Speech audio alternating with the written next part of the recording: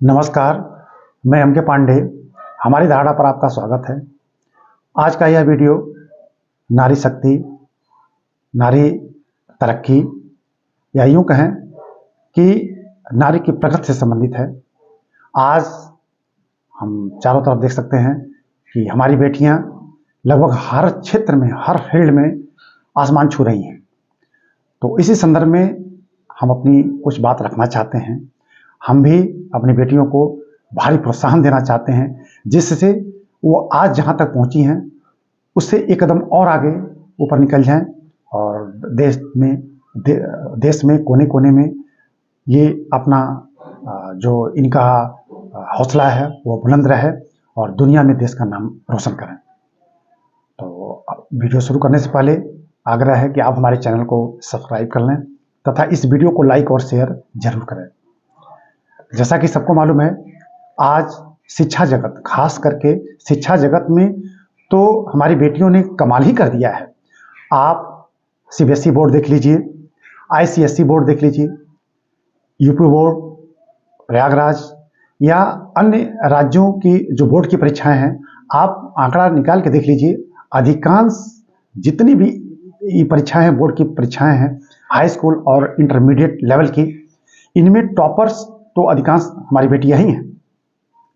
Toppers की आप बात छोड़ दीजिए, आप इसको अगर गंभीरता से अध्ययन करें तो आप पाएंगे कि जितनी भी संख्या लड़कियों की है स्कूलों में, विद्यालयों में, वो चाहे जितनी भी संख्या हो, अपनी संख्या के अनुपात में इनका पास होने का प्रतिशत, उत्तीर्ण होने का प्रतिशत बहुत ज़्यादा है।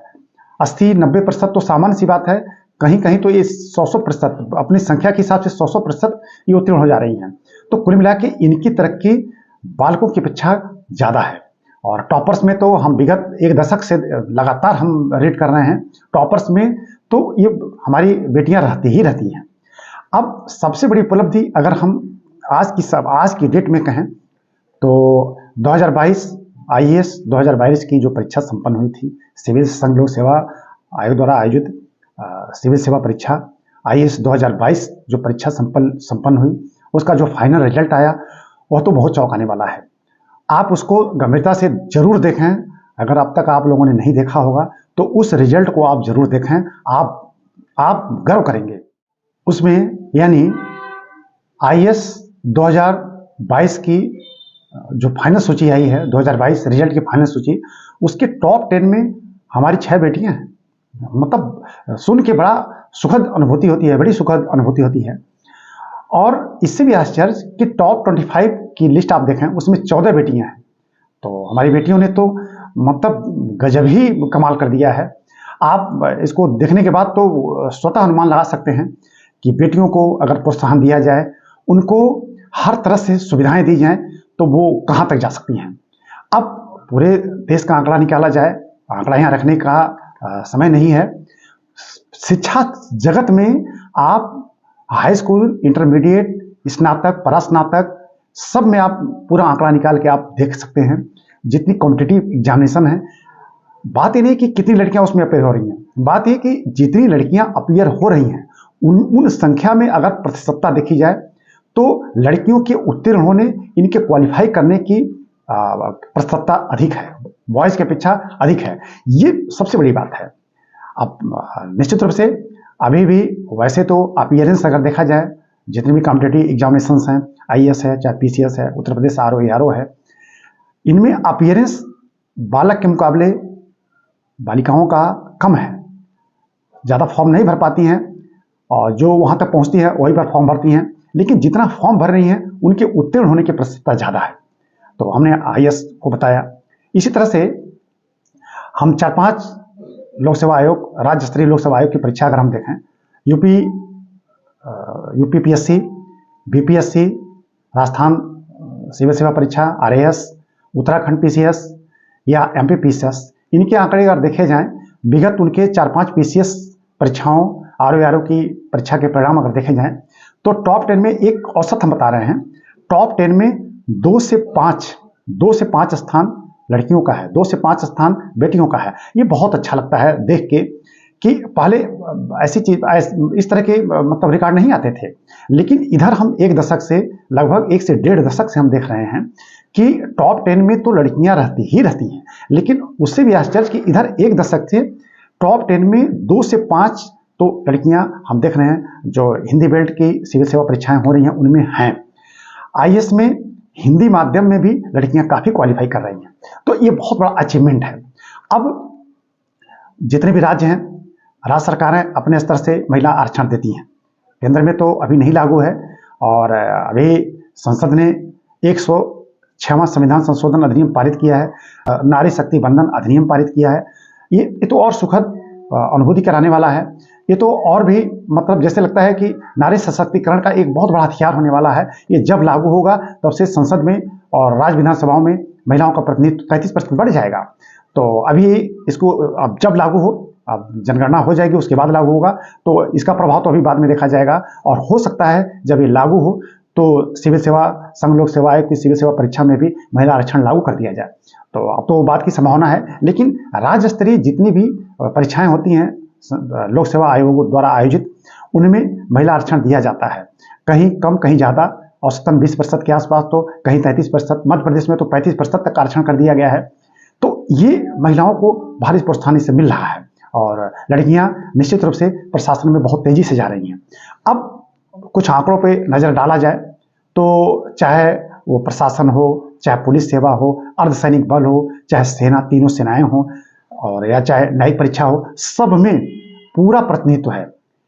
पूरा प्रतिनिधित्व मतलब है कि कभी कुछ नहीं था, आज बहुत अधिक है। लेकिन आधी आबादी हमारी है, आधी आबादी के अनुसार इनका प्रतिनिधित्व कम है, क्योंकि बहुत ज़्यादा प्रोत्साहन पढ़ने के प्रति इनको मिला नहीं, और इनको बहुत ज़्यादा मिलना चाहिए।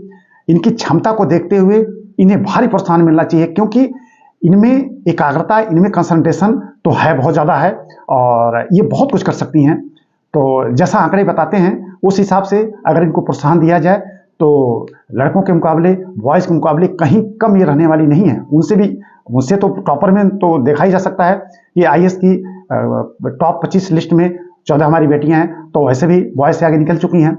अगर इनको रखा जाए सामने और भारी प्रोत्साहन दिया जाए तो हर फील्ड में आगे निकल सकती हैं। आप विगत 3-4 साल की जो गेम्स हैं, खेल प्रतियोगिताएं हैं पूरे वर्ल्ड में, चाहे वो आपका ओलंपिक हो, चाहे एशियाई गेम्स हो, चाहे पैरा ओलंपिक हो, पैरा एशियाई गेम हो, चाहे राष्ट्रमंडल खेल हो, आप उसकी तालिका देखिए, भारत की सूची देखिए, उनमें आपको लगभग आधी आपको भारत की बेटियां मिल जाएंगी, आधी लगभग आधी मिल जाएंगी पदक जीतने वाली। तो ये बड़ी सुखद अनुभूति देती है। और दूसरी बात है कि पुलिस बल में इनका पर्याप्त प्रतिनिधित्व पाया जा रहा है। पुलिस बल में एक आंकड़ा आया है, और संसद में ही जारी हुआ था आंकड़ा, कि 1 जनवरी जहाँ तक मुझे लगता है 1 जनवरी 2022 तक का आंकड़ा है। ये संसद में ये आंकड़े प्रस्तुत किए गए थे। सारी राज्य स्तरीय पुलिस सेवाओं में महिलाओं की भागीदारी 11.7% है। तो राज्यों में तो आरक्षण दिया ही जाता है महिलाओं को, उस हिसाब से ये कम है। और मतलब पुलिस में भागीदारी 11.7% जरूर है, लेकिन पुलिस में ही उच्च पदों पर इनकी भागीदारी सिर्फ 8.7% है। यहाँ कम है या अधिक, यह मायने नहीं रखता है। महत्वपूर्ण यह है कि पुलिस, जैसा कि सिक्योरिटी से संबंधित है, इसमें महिलाएं बढ़ चढ़कर भाग ले रही हैं और देश की सुरक्षा में अपना योगदान दे रही हैं। तो महिलाएं किसी क्षेत्र में बॉयज से पीछे नहीं हैं, और बढ़ चढ़ के वो अपना काम कर रही हैं, और अपना काम ऑफिस में भी वो फिनिश कर देती हैं, वो बखूबी अपना काम कर ही लेती हैं। तो मुझे लगता है कि इन्हें और प्रोत्साहन मिलना चाहिए, जिससे कि न सिर्फ महिला सशक्तिकरण को बढ़ावा मिले, वरन इनके योगदान से देश की तरक्की में भी 4 चांद लग सके। तो अब हम थोड़ा सा और आते हैं, योजनाओं की तरफ आते हैं। हम किसी योजना का यहाँ नाम नहीं लेंगे। केंद्र सरकार द्वारा महिला प्रोत्साहन के लिए, महिला सशक्तिकरण के लिए बहुत सारी योजनाएं चलाई जा रही हैं। इसी तरह से हर राज्य अपने स्तर पे महिला सशक्तिकरण को बढ़ावा देने के लिए न जाने कितने कार्यक्रम चला रहे हैं। हम इन सब में केवल एक योजना का नाम लेंगे, बेटी बचाओ बेटी पढ़ाओ योजना। इस योजना को हमारे प्रधानमंत्री जी ने 22 जनवरी 2015 को हरियाणा के पानीपत से लागू किया था। उन्होंने घोषणा की थी। इस योजना के साथ उन्होंने सुकन्या समृद्धि योजना की भी घोषणा की थी। योजना बहुत लंबी चौड़ी है, यहाँ उसका वर्णन देने का उचित समय नहीं है, और ये तो हर जगह उपलब्ध है, तो आप देख ही सकते हैं। लेकिन ये योजना मुझे कुछ ज़्यादा ही प्रभावित करती है। बेटी बचाओ बेटी पढ़ाओ, इसका मूल मंत्र है बालिकाओं का स्वागत करना एवं उन्हें शिक्षित करना।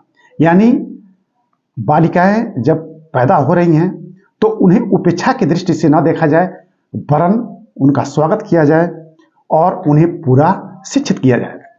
हमें इसकी यह लाइन इस योजना की बहुत प्रभावित करती है, और निश्चित रूप से बालिकाओं को, महिलाओं को भारी प्रोत्साहन मिलना चाहिए।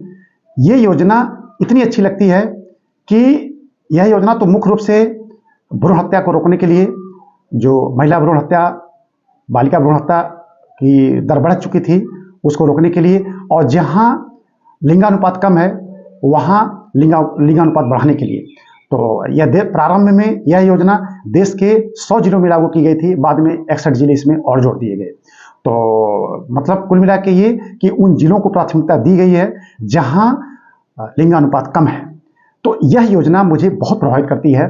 और एक तो सबसे खास बात ये कि यह स्लोगन इतना बढ़िया है, इस योजना का नाम ही इतना बढ़िया है, बेटी बचाओ बेटी पढ़ाओ।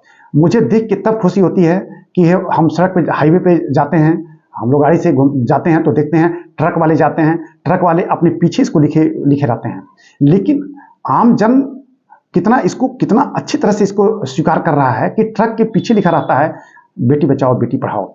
यह घर घर में यह स्लोगन होना चाहिए, और इससे हमारी माताएं बहनें, हमारे परिवार के सब लोग जरूर प्रभावित हों, और बेटियों को न सिर्फ बचाने की जरूरत है, वरन उन्हें पूरा शिक्षित करने की जरूरत है।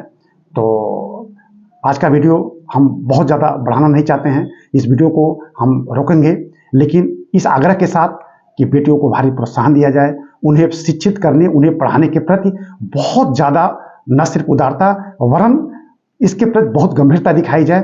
बेटियां आज आसमान छू रही हैं, तो आगे न जाने किस मुकाम को हासिल कर लेंगी। परिवार, समाज, देश के साथ साथ वो पूरे विश्व का नाम रोशन करेंगी। तो आज का वीडियो यहीं समाप्त किया जाता है। धन्यवाद।